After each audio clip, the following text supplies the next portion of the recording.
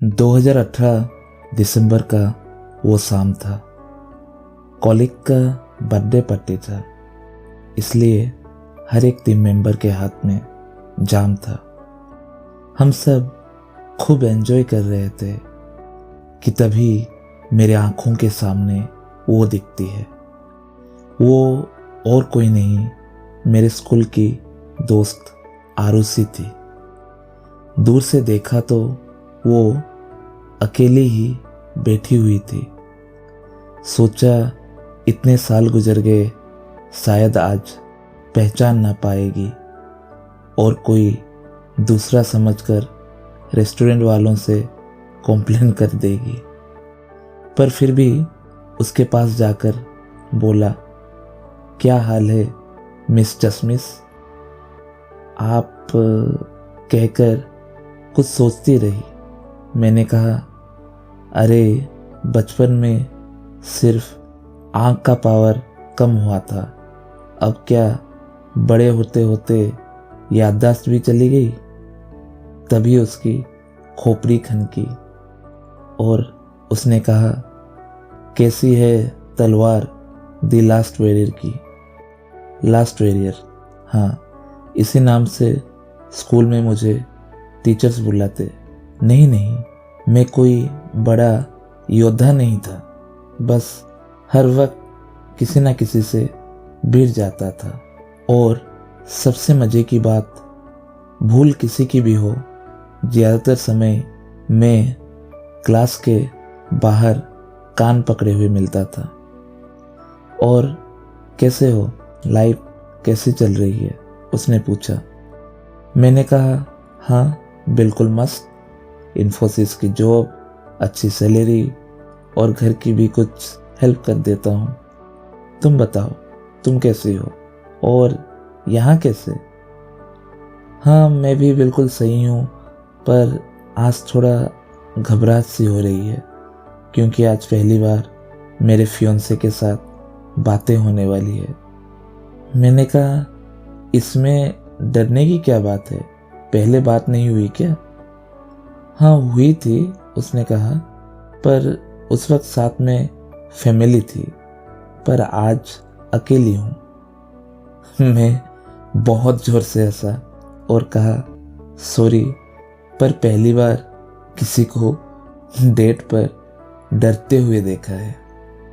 उसने शकल बनाते हुए कहा, हाँ तुम तो ऐसे बात कर रहे हो जैसे हर रोज डेट पर आते हो।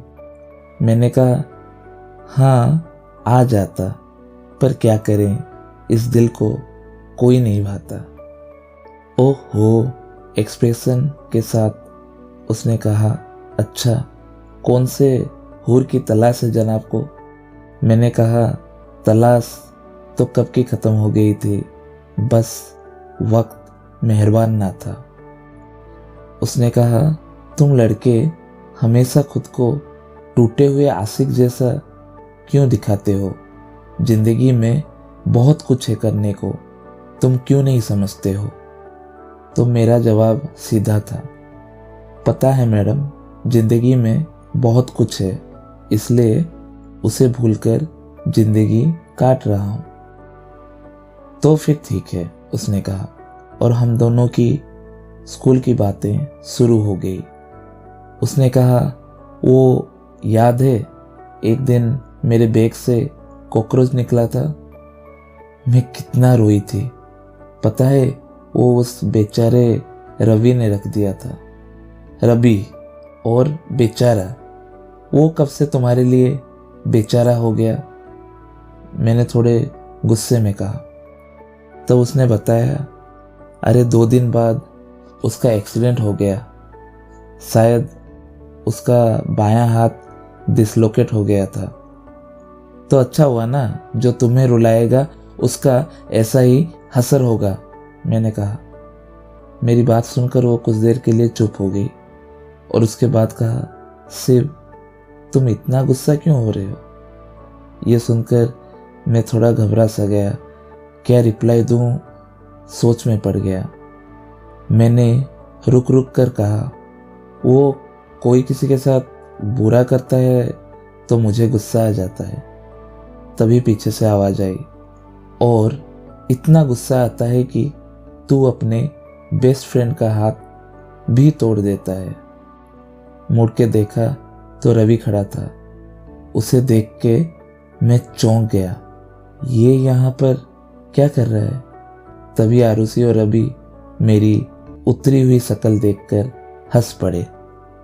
आरुषि ने कहा, दोस्त का हाथ तोड़ सकते हो, मेरी पसंद की चॉकलेट मेरे बैग में चुपके से रख सकते हो, चुपचाप मेरी फोटो को सालों तक देखकर तड़प सकते हो, पर इतने सालों से अपने हाले दिल मुझे बयान नहीं कर सकते। वो मैं रवि, क्या तूने? सॉरी आरुषि, एक्चुअली मुझे पता है बहुत देर कर दी और आज तुम्हें देखकर खुश हो गया था और सोचा था आज तुम्हें अपना हाले दिल बता दूंगा, पर जैसे ही तुमने फियोंसे की बात की मैंने बस अपनी हंसी में आंसुओं को छुपा दी। तो आरुषि ने कहा, ओ देवदास, तुम स्कूल में भी बुद्धू थे, आज भी बुद्धू हो। कोई फियोंसे आने वाला नहीं है। मुझे भी स्कूल में तुम बहुत पसंद थे, पर सोचा तुम्हारे कहने का इंतज़ार कर लेती हूँ, क्योंकि पता नहीं था तुम्हारे फीलिंग्स के बारे में। इतने सालों बाद आज रवि से मुलाकात हुई तो उससे पता चला कि मैं जिसको इतना चाहती थी वो बिना कुछ कहे आज भी मेरा इंतज़ार कर रहा है। तभी मैंने रवि के हेल्प से इस मुलाकात का प्लान किया। आरुषि की बातें सुनकर मेरी खुशी का ठिकाना ना रहा और मैंने उठकर रवि को जोर से गले लगाया। तभी रवि कहता है, अरे मैं आरुषि नहीं रवि हूँ। इस बात पर हम तीनों खूब जोर से हंसे। फिर हम तीनों ने एक अच्छा डिनर बचपन की यादों के साथ एंजॉय किया और एक पल के लिए भी आरुषि से मेरी नज़र इधर से उधर ना हुआ। किसे पता था स्कूल से शुरू हुई एक अनकही दास्तां का इतना खूबसूरत मुकाम इस मुलाकात पर होना लिखा था।